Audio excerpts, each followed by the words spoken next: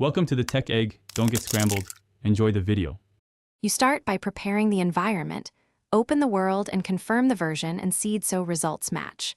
Once done, enable any built-in debug or map overlay available on your console build.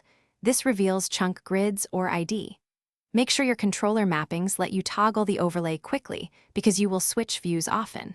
You want the smallest set of variables controlled: version, seed, and overlay on. This creates the exact frame of reference for locating chunks.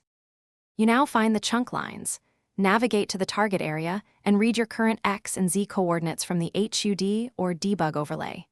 Next, toggle the grid that marks every 16 blocks so chunk boundaries are visible. You'll see squares or lines aligning with coordinates divisible by 16.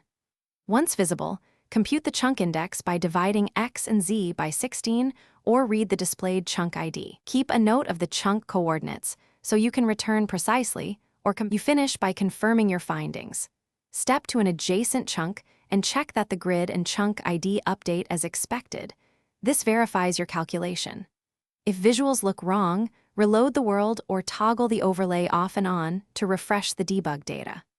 If problems persist, make sure the world seed and game version match the documentation and that no mods or platform-specific tweaks alter chunk rendering. That single verification step prevents wasted searching later.